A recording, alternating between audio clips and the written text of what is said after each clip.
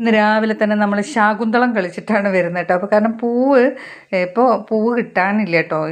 ഇങ്ങനെ ഈ ചൂടായി നിൽക്കുന്നതുകൊണ്ടാണ് തോന്നുന്നുണ്ട്. പിന്നെ നമ്മളെന്നും പറിക്കുകയല്ലേ പൂവ്.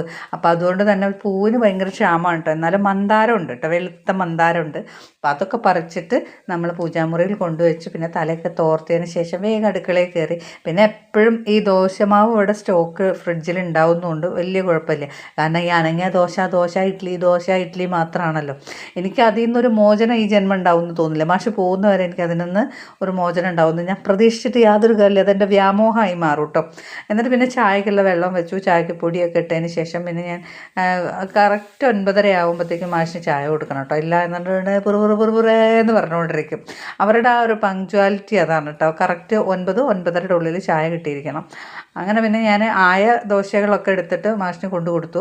പിന്നെ അമ്മയ്ക്കുള്ള കഞ്ഞി മറ്റേ അടുപ്പിൽ വെച്ചിട്ടാണ് കേട്ടോ ഞാൻ അങ്ങോട്ട് പോയത്. എന്നാൽ പിന്നെ ഒരേ അടുപ്പിലെ കാര്യങ്ങളൊക്കെ കഴിയും. പിന്നെ അത് കഴിഞ്ഞാൽ ചോറിൻ്റെ പണി നോക്കാമല്ലോ എന്ന് കരുതിയിട്ടാണ് കേട്ടോ. അപ്പോൾ ആദ്യം തന്നെ നമ്മുടെ ഈ ചായപ്പരിപാടി ഭയങ്കര റിസ്ക് പിടിച്ച കാര്യം. എടിപിടി എന്ന് പറഞ്ഞ് നടക്കേണ്ട ശടപടേന്ന് നടക്കേണ്ട കാര്യങ്ങളുമാണ്. ചമ്മന്തി വെക്കുന്നതിലിടയ്ക്ക് സ്ലിപ്പായി പോയപ്പോൾ അതിന് എനിക്ക് എൻ്റെ വായിൽ നിൽക്കുന്നത് കേട്ടു കേട്ടോ.